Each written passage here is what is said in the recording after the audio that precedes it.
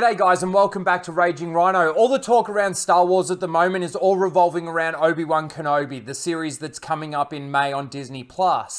Now, of course, we did just have the trailer drop, but there was also this little article that came out from Entertainment Weekly. Now, it's all the cast and crew and some of the production crew and all of that sort of thing talking about their experiences working on the Obi-Wan Kenobi show. So I came across this, which was just a little snippet from that article, and it's Star Wars boss addresses Obi-Wan Kenobi and Mandalorian crossover possibility. Now, we know that we're going to be seeing some familiar faces from the prequel era. For example, Owen and Beru Lars. We're going to be seeing Obi-Wan Kenobi, of course. We're going to be seeing, we're not too sure exactly whether or not it's going to actually be Anakin or Vader or possibly even both. So we are going to be seeing some familiar faces.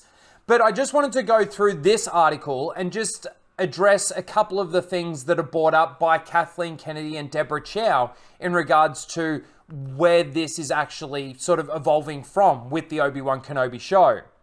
So let's go through this. As the anticipation for the new Disney Plus Star Wars series Obi-Wan Kenobi ramps up following the trailer drop, fans have already started wondering if there's a crossover on the cards. As Disney Plus has a track record of creating epic crossovers, Kathleen Kennedy, president of Lucasfilm, and director Deborah Chow have revealed whether there's a possibility of a Star Wars universe crossover. As pointed out by keen-eyed fans, characters such as Ahsoka Tano, Anakin's former Jedi pupil, and a young Boba Fett both fit into the timeline of the prequel series.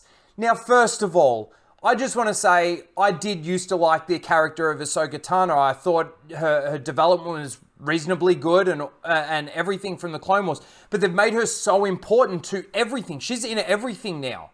She's just there for the dialogue purposes, of course, in the Book of Boba Fett. But she's just so important. She's a part of the creation of the rebellion now, and there's so much involvement from her. So I don't really want to see her. The fact that anyone knows that Obi-Wan's alive is a bad thing. I mean, already we've got Ezra Bridger from the Rebels that knows that Obi-Wan's alive, and I already think that's a bad thing. A young Boba Fett, I don't see why we would see him in this, especially due to the fact that it's only 6 episodes. So I don't really see the point of even bringing him in, other than the fact that they want to try and tie it in with everything else that they're doing. But let's see what they've got to say about this.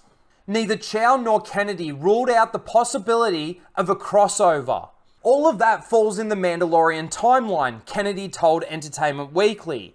Chow added, "The strongest connecting tissue for us is to the prequels because that's where the characters are coming from and that's where their stories started.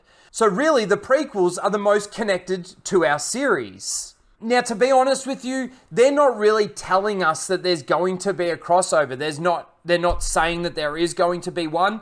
And the fact that they're even possibly teasing the fact that, yeah, it could be, is pretty silly. Because I don't think there really is going to be. I mean, let me know in the comments, do you guys think that you're going to see Ahsoka in this Obi-Wan series?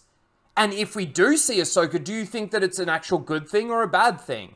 Same thing with Boba Fett, having a young Boba Fett in there. I don't think we can have a young Din Djarin. Grogu certainly could come into this series somehow. I suppose he's alive during that time period. And so the article really just goes on to say whether a Mandalorian and Obi-Wan Kenobi crossover will materialize remains to be seen.